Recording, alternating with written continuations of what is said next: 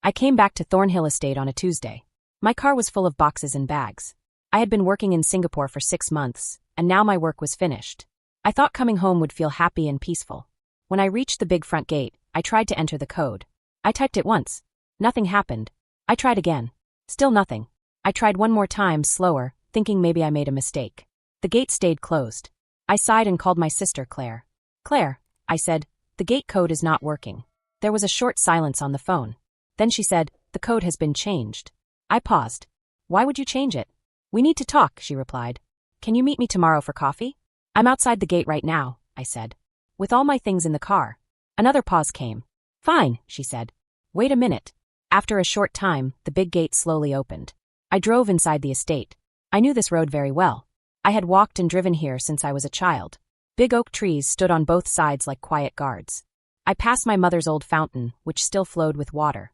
When I reached the house, I stopped. Claire's car was there. My father's truck was there too. Even a locksmith's van was parked near the door. I felt confused. I got out of the car and looked around. Inside the house, I saw movement. Claire's 3 children were running around like they lived there. One of them was carrying boxes upstairs. The twins were arguing loudly in the hallway. Then Claire came out onto the porch.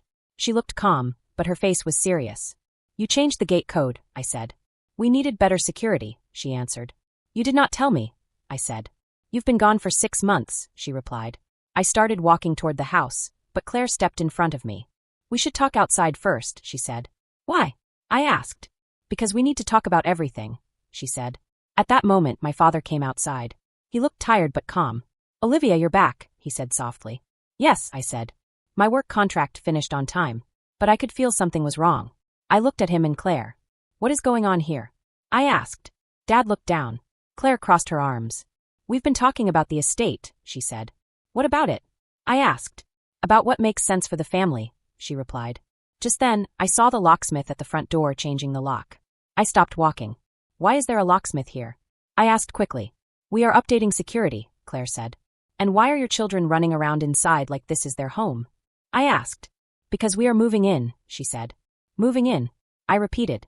"Permanently," she said. I looked at my father. He did not say anything. He just looked away. Claire spoke again. "The house is too big for Dad alone. He needs family here. I am going through a divorce. My kids need stability. This is the best solution." "Best for who?" I asked. "For all of us," she said. I felt something heavy in my chest. "And me?" I asked quietly. Claire looked at me. "You have been gone a long time. You live in other cities. You don't stay here." "I grew up here," I said. Dad finally spoke. "This was your home," he said gently. I looked at him carefully. "You only visit," he added. I felt hurt. "So you are telling me I don't belong here anymore?" I asked. Claire answered quickly. "You have your own life. Your job. Your apartment. You don't need this place." "But you do." I asked. "Yes," she said. "We do." I looked around again. People were already moving things inside. My things were missing. "Where are my belongings?" I asked. "We packed them in the guest cottage," Claire said. "You can take them later." "You packed my room without asking me?" I said. "You were not here," she answered. Dad finally looked at me. "You need to move on, Olivia," he said softly. I felt like the ground was not steady. "I am family too," I said. Claire shook her head. "You are not living here anymore," she said. "You can visit on holidays, but this is our home now." The locksmith finished and gave Claire the keys. She took them without offering me one. I stayed quiet for a moment. Then I said, "Interesting." Claire frowned. "What is interesting?" "The timing," I said. "And how sure you are." I slowly took out my phone. "I need to call estate security," I said. Claire laughed a little nervously. "Security? For what?" I dialed the number. A voice answered, "Estate Security Dispatch." "This is Olivia Bennett," I said. "Send a team to Thornhill Estate immediately. There are unauthorized changes and lock replacements." Claire's face changed. "What are you doing?" she asked. "My job," I said. "What job?" she asked again. "My job as the owner," I said. Claire froze. "Owner?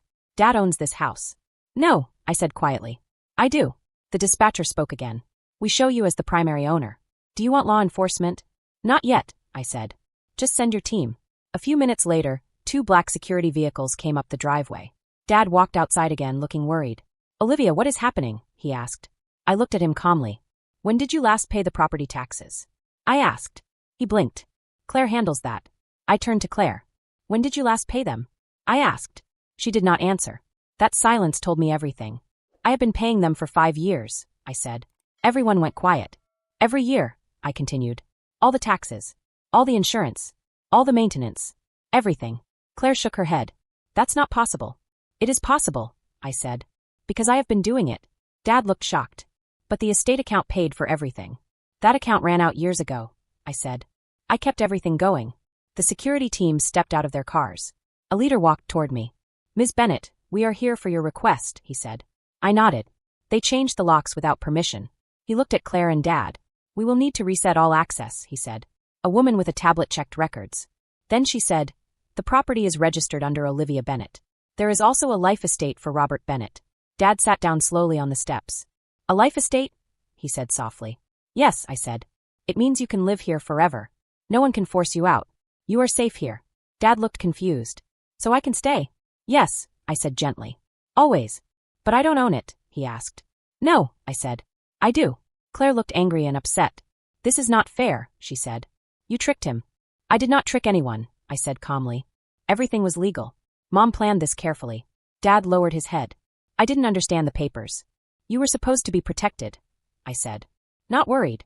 Claire stepped forward. You let us think this was ours. You never asked, I said. Her voice got louder. This is my home. No, I said again. It is my property. I took a breath. I have been paying for everything while working all over the world, I said. Electricity, water, repairs, everything. The security team started updating the locks. Ethan, Claire's son, came to the door. Mom, what is going on? He asked. Claire looked like she might cry. Your aunt is kicking us out, she said. I am not kicking anyone out, I said quickly. But we need rules, I added. This is my property. Dad can stay here because of his life estate. But everyone else is a guest. The children became quiet. Dad looked at me again. All these years you paid everything? He asked. Yes, I said. Why didn't you tell me? He asked softly. Because Mom asked me not to, I said. She wanted him to feel independent and strong, not like someone being helped all the time. Claire looked down. She did not know what to say anymore. The security team finished setting everything. The leader turned to me. What access list do you want? I looked at Dad, then at Claire, then at the children. Dad should stay. He always belonged here. So I said, Dad keeps full access. Then I looked at Claire. Claire and the children can stay as guests. With codes I approve. The house became very quiet. Everyone was trying to understand what this new life would look like now. The guest cottage is theirs if they want it, but the main house stays at Dad's home, and it is also my property. The guest cottage? Claire's voice was sharp and loud. We have 3 children. We cannot all live in a small guest cottage. It is not big enough for us. I looked at her and stayed calm. Then you will need to find another place to live. I can give you some time to arrange it. 30 days should be enough. 30 days, Claire said in shock. Where are we supposed to go with 3 kids? We cannot just move that fast. You are a smart person, Claire, I said gently but firmly. You will find a way, just like you found a way to change the locks on my house. Dad stood up slowly, looking worried and tired. Olivia, this is very harsh. Your sister just left her husband. The children need stability right now. They will have stability, I said. But not by taking over my home. Not by locking me out of my own property. Not by acting like something belongs to them when it does not. I turned to the security team leader who was standing nearby. Please set new access codes. I want every person who enters and leaves to be recorded. And make sure the master keys are fully secured. Yes, ma'am, the security leader replied. It is already done. Claire looked at my father with a desperate face. Are you really going to let her do this to us? Dad rubbed his forehead as if he had a headache. It is her property, Claire. I didn't fully understand before. But it has been in her name for 5 years. Claire shook her head quickly. But she was never here. She didn't live here. Dad looked down and spoke softly. And yet, she paid for everything. Every repair, every bill, every part of this place. I took a folder out of my bag. My hands were steady, but my heart felt heavy. I opened it and pulled out the legal papers. I handed them to Dad. Mom wanted you to be safe, I said. She wanted you to always have a home here. That is why she gave me the estate. Dad slowly took the papers. His hands were shaking a little as he read them. His eyes moved line by line. I signed this, he whispered. I remember now. The lawyer explained it. Yes, I said.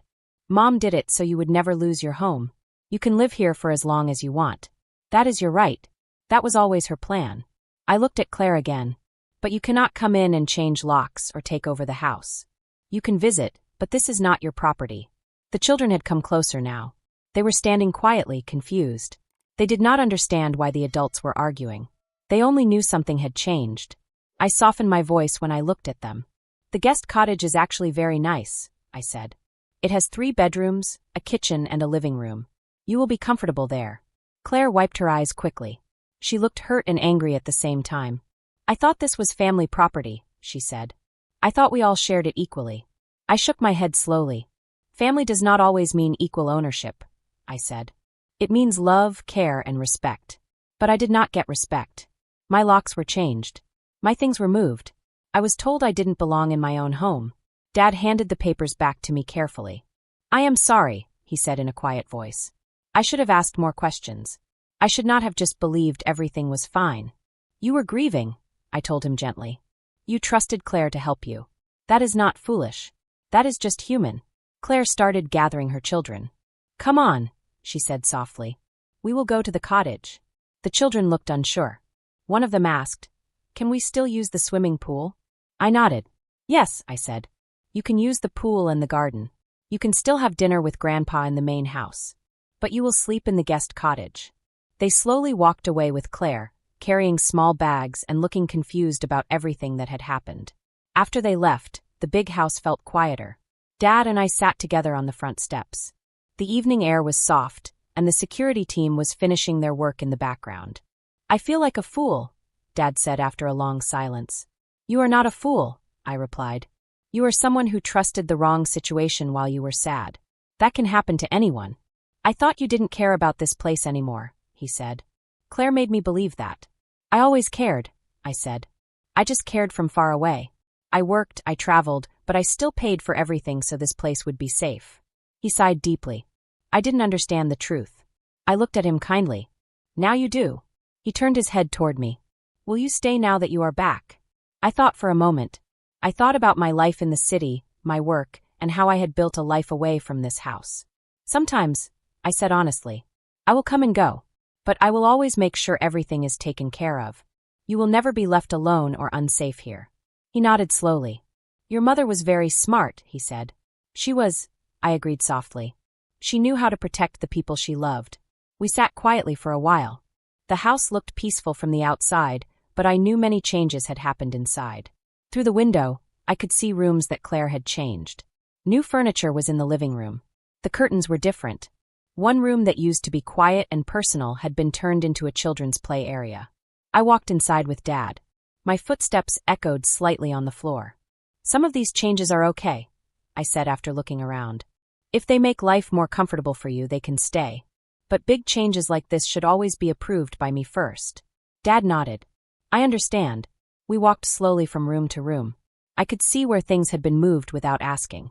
It made me feel a mix of sadness and responsibility. Then my phone buzzed in my pocket. I took it out and saw a message from Claire. I am sorry. I really thought Dad owned this house. I typed back a short reply. Assumptions can cause serious problems. She did not reply after that.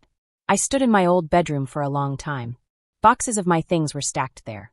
My belongings had been packed away by someone else who thought I did not belong. But I did belong. Not because I lived here every day, but because this house was mine. I had paid for it. I had maintained it. I had protected it. And my mother had trusted me with it. The truth was simple now. This was my home. And everyone finally knew it.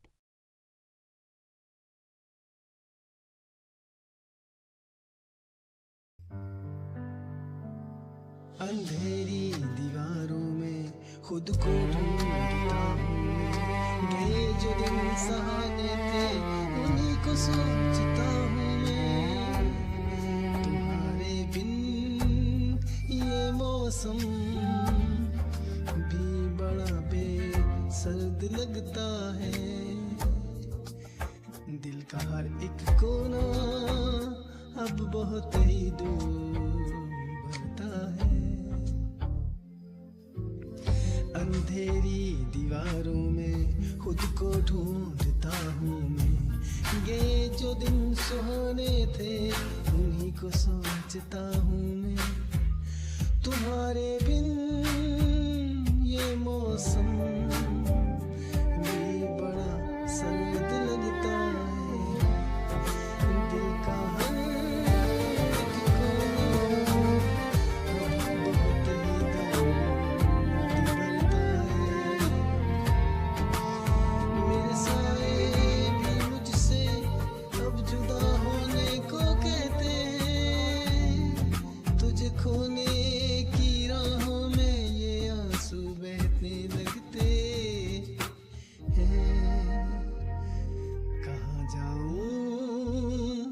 कहाँ ढूंढूं मेरा वो साजो सामा, तो मेरी हर एक तमन्ना तू, मेरी रूह का मकान तू।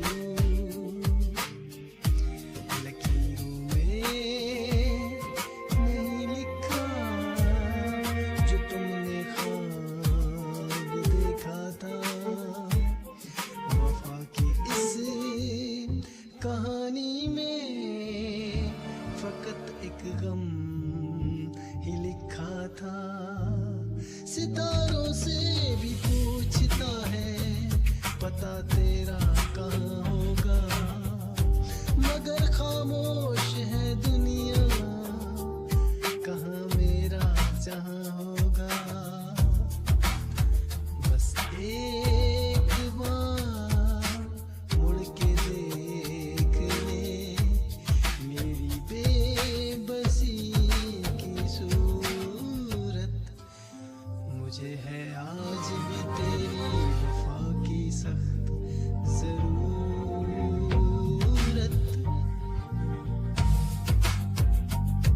साए मेरे तन्हा सफर बस रह गया दर्द का असर, साए मेरे तन्हा सफर बस रह गया दर्द का असर, दर्द का